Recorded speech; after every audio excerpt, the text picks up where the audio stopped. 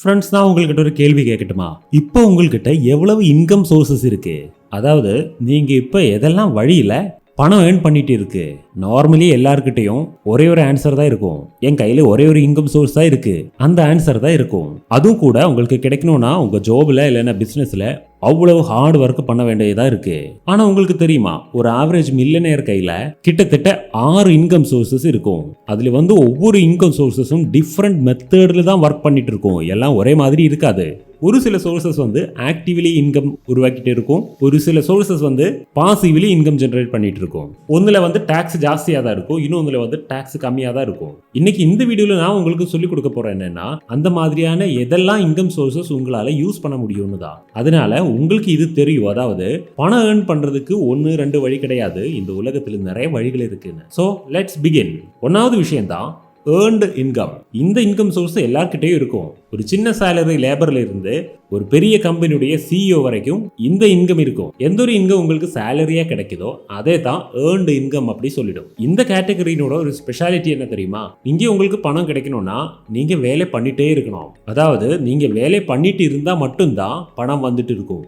இந்த காரணத்தால உங்களுடைய வேலை 1-2 நாளுக்காவது ஸ்டாப் ஆயிடுச்சுன்னா பணத்தினுடைய ஃப்ளோயும் ஸ்டாப் ஆயிடும். ஸ்டார்டிங்குக்கு இந்த ஒரு இன்கம் மெத்தட் பெஸ்ட் தான். இந்த ஒரு மெத்தட் யூஸ் பண்ணி தான் ஏதாவது கொஞ்சம் ஏர்னிங்ஸ் உருவாக்கணும்னா ஃபர்ஸ்ட்ல எல்லாம் செய்ய முடியும். ஆனா இந்த மெத்தட்ல நீங்க நிறைய டைம் ஒர்க் பண்ணிட்டே இருந்தா அது உங்களுக்கு ஒரு நெகட்டிவ் ஃபீல் கொடுத்துடும். அது ஏன்னா ஒவ்வொருத்தருடையும் கையில ஒரு டேல 24 ஹவர்ஸ் தான் இருக்கு. இந்த 24 ஹவர்ஸ்ல நீங்க ஒர்க் பண்ணிட்டே இருக்கும். உங்களுடைய டைம் ஜாஸ்தி ஒர்க்குக்கு தான் கொடுத்துட்டு இருக்கும். உங்களுடைய ஒர்க்கை பார்த்து, ஹார்ட் ஒர்க்கை பார்த்து உங்களுடைய போஸ் உங்களுக்கு சேலரி இன்க்ரிமெண்ட் பண்ணி கொடுத்துட்டே இருக்கும். இது ஒரு விஷயம் தான். ஆனா ஒரு சைடில் உங்களுக்கு டாக்ஸும் இருக்கும். ஏர்ன்டு இன்கம் யார் கையில் இருக்குதோ அவருக்கு 30% இருந்து 40% வரைக்கும் டாக்ஸ் இருக்கும். உங்களுடைய சேலரியை பொறுத்த வரைக்கும் இந்த டாக்ஸ் கம்மியா ஜாஸ்தியா எல்லாம் இருக்கலாம். ஆனாலும் இந்த டாக்ஸ் இருக்கும், கண்டிப்பா இருக்கும். Number 2, profit income.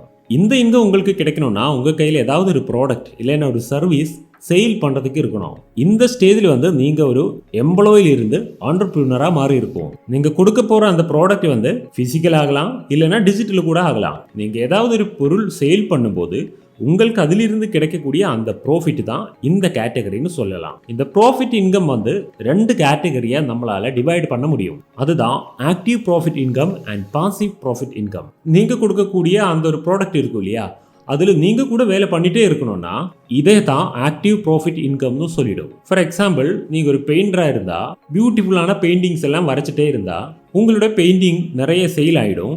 ஆனா உங்களுடைய நேமில் இருக்கிற அந்த பெயிண்டிங் மட்டும்தான் எல்லாரும் வாங்கிடும். நீங்க வரைச்சதுன்னு தெரிஞ்சா எல்லாருமே வாங்கிடும். அந்த மாதிரியான ஒரு பிசினஸ் உங்களுக்கு உருவாக்கலாம். ஆனா உங்களுக்கு ஒவ்வொரு பெயிண்டிங்களும் உங்களுடைய உழைப்பு தேவை இருக்கும். அதனால நீங்க பெயிண்டிங் பண்ணலைன்னா உங்களுக்கு பணம் கிடைக்காது. ஆனா உங்களுக்கு இந்த மாதிரி ஒரு பிசினஸ் இருக்குன்னு நினைச்சுக்கோங்க. அதாவது நீங்க இல்லைனாலும் உங்களுடைய பிசினஸ் நடந்துட்டே இருக்கணும், அந்த மாதிரியான பிசினஸ். இதே தான் உங்களுடைய பாசிவ் ப்ராஃபிட் இன்கம்னு சொல்லிடும். இங்க நீங்க ஆக்டிவா இருக்கலைன்னா கூட, நீங்க ரெஸ்ட் எடுத்திருந்தா கூட ப்ராஃபிட் வந்துட்டே இருக்கும். Number 3, royalty income. படான் அப்படின்ற ஃபிலிம் ரிலீஸ் ஆயிடுச்சு. ரொம்ப இயர்ஸுக்கு அப்புறம் ஷாருக் கான் இதுல இருந்து அடிச்சிருச்சு. உங்களுக்கு தெரியுமா, சல்மான் கான், அமீர் கான், அக்ஷய் குமார், இந்த மாதிரி எல்லாம் ஆக்டர்ஸ் இருக்கும் இல்லையா, அவரெல்லாம் ஒவ்வொரு மூவிக்கும் பெரிய அமௌண்ட் ஆஃப் மணி கிடைக்கக்கூடிய ஆக்டர்ஸ் தான். ஆனா இந்த படான் அப்படின்ற ஒரு மூவிக்கு ஷாருக் கான் வாங்கியது 40 crore rupees தான். அது ஏன் அப்படின்னா இந்த ஃபிலிமினுடைய ஒரு டீல் அப்படிதான் இருந்தது. யஷ்ராஜ் ஃபிலிம்ஸ் அப்படின்ற ப்ரொடக்ஷன் ஹவுஸ் தான் இந்த ஃபிலிமினுடைய மேக்கர்ஸ். இங்கே ஷாருக் கான் கூட இந்த கம்பெனி ஒரு டீலில் சைன் பண்ணிட்டோம். அதாவது இந்த மூவி நல்லா ஓடிடுச்சுன்னா அதிலிருந்து ஒரு பெரிய ஷேர் ஷாருக் கானுக்கு கொடுத்துடும். ஆனால் மூவி ஃப்ளாப் ஆயிடுச்சுன்னா அந்த மாதிரி தான் கொடுத்துடும். ஆனால் நமக்கு தெரியும் இந்த மூவி ரொம்ப ஹிட் ஆயிடுச்சு. அப்போ ஷாருக் கானுடைய இன்கம் எவ்வளவு crores of rupees இருக்குன்னு நீங்கள் நினச்சி பாருங்க. இந்த ஃபிலிம் எவ்வளவு காலம் ஓடிட்டே இருக்குமோ அந்த நாள் வரைக்கும் இவருக்கு இந்த அமௌண்ட் கிடைச்சிட்டே இருக்கும். இதை பற்றியான ஒரு இன்ஃபர்மேஷன் A2 மோட்டிவேஷன் அப்படின்ற சேனல்ல அரவிந்த் ஒரு வீடியோ பண்ணியிருக்கு. இது நீங்க பார்த்துருக்கோன்னு நினைக்கிறேன். இதுதான் ராயல்டி இன்கம். சின்ன ஸ்கேல்ல உங்களுக்கு சொல்லி கொடுக்குறேன்னா இந்த ராயல்டி இன்கத்தினுடைய ஒரு எக்ஸாம்பிள் தான் யூடியூப் சேனல். அதாவது யூடியூப்ல நீங்க ஒரு வீடியோ போட்டிருக்குன்னா அந்த வீடியோ எவ்வளவு காலம் யாரெல்லாம் பார்க்குதோ அதுக்கெல்லாம் உங்களுக்கு இன்கம் வந்துட்டே இருக்கும். இந்த ராயல்டி இன்கம் ஆதர்ஸுக்கும், ஹோல்சேலர்ஸுக்கும், சிங்கர்ஸுக்கும் எல்லாம் கிடைச்சிட்டு இருக்கு. இந்த ராயல்டி இன்கம் கொஞ்சம் டைம்லயே நிறைய பணம் ஏர்ன் பண்றதுக்கு ரொம்ப ஈஸியான ஒரு மெத்தட் தான். Number 4 is interest income. இந்த இன்ட்ரெஸ்ட் அப்படின்னா நம்ம டேஸ்ட்டை பற்றி சொல்லலை, பேங்க் இன்ட்ரெஸ்ட் மாதிரியான விஷயம் தான் சொல்லுது. இந்த சோர்ஸ் வந்து இப்போ புதுசாக உருவாகலை, இது ரொம்ப பழைய காலத்திலிருந்தே இருக்குது. அந்த ஓல்டு இராஸில் கூட யார் கையிலாவது பணம் இருந்தால் அந்த பணம் அவர் எல்லாருக்குமே கொடுத்து அதிலிருந்து அந்த இன்ட்ரெஸ்ட் கலெக்ட் பண்ணி பெரிய பணக்காரனாக மாறிடும். இந்த மாதிரியான சேட்டூசரை பற்றியெல்லாம் நீங்கள் தெரியும் இல்லையா? ஆனால் நீங்கள் ஒரு நார்மல் பர்சனாக இருந்தால் உங்களுடைய பணத்திலிருந்து உங்களுக்கு இன்ட்ரெஸ்ட் ஜென்ரேட் பண்ணணும்னா அதுக்கு நிறைய வழிகள் இருக்கு. ஒன்னாவது வந்து உங்களுக்கு சேவிங்ஸ் அக்கௌண்ட்ல பணம் போடலாம், அதிலிருந்து ஒரு சின்ன பெர்சன்டேஜ் இன்ட்ரெஸ்ட் உங்களுக்கு கிடைச்சிட்டே இருக்கும். இல்லைன்னா உங்களுடைய பணம் உங்களுக்கு எஃப்டில போடலாம், இல்லைன்னா ஏதாவது கம்பெனியுடைய பாண்ட்ல போடலாம். இது ஒரு சேஃபான மெத்தடு தான். இதிலிருந்து உங்களுக்கு இன்ட்ரெஸ்ட்ல மணி வந்துட்டே இருக்கும்.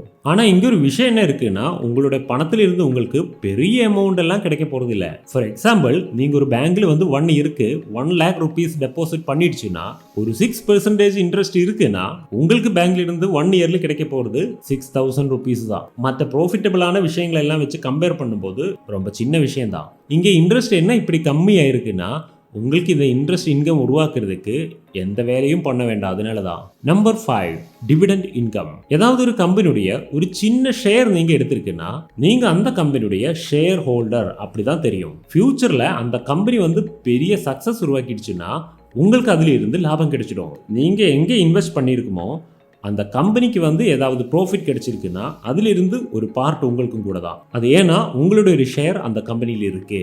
ஆனா இதிலிருந்து உங்களுக்கு எவ்வளவு லாபம் கிடைச்சிடும்னா நீங்க எவ்வளவு கம்பெனிஸ்ல எவ்வளவு பணம் போட்டு இருக்கு இதை பொறுத்த வரைக்கும் தான் அதெல்லாம் இருக்கும். நிறைய கம்பெனிஸ்ல நிறைய ஷேர்ஸ் நீங்க எடுத்து வச்சிருக்குன்னா உங்களுடைய இன்கம் கூட ஒரு பிக் அமௌண்ட்ல தான் இருக்கும்.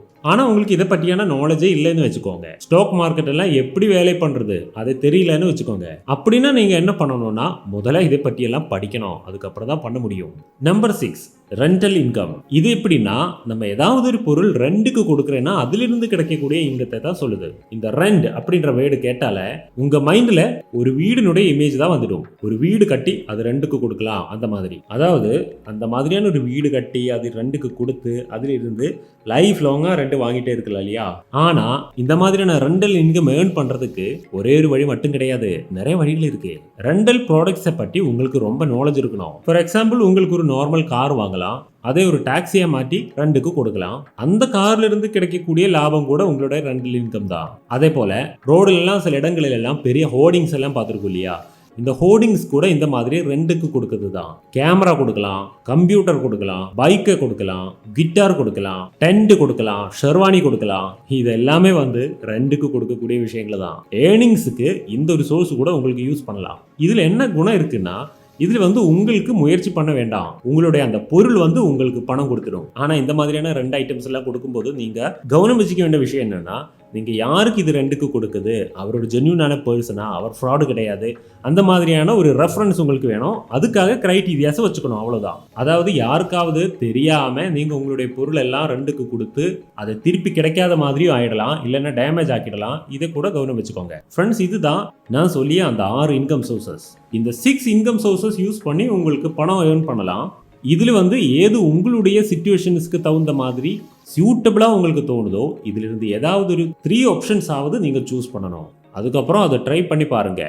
லாஸ்டா நான் என்ன சொல்ல விரும்புதுன்னா, உங்க கையில் ஒரே ஒரு இன்கம் சோர்ஸ் மட்டும் இருந்தால் உங்களுடைய வாழ்க்கை ரொம்ப கஷ்டம் தான் இருக்கும். அதனால மல்டிபிள் இன்கம் சோர்சஸ் கையில் இருக்க வேண்டியது தான்.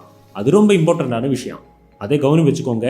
உங்களுக்கு தகுந்த மாதிரி இதிலிருந்து ஏதாவது ஒரு ஆப்ஷன் நீங்கள் சூஸ் பண்ணி 2-3 ஆப்ஷன்ஸ் எல்லாம் உங்களால் சூஸ் பண்ண முடியும். அந்த மாதிரி நீங்கள் உங்களோட இன்கம் சோர்ஸஸை இன்க்ரீஸ் பண்ணிடுங்க.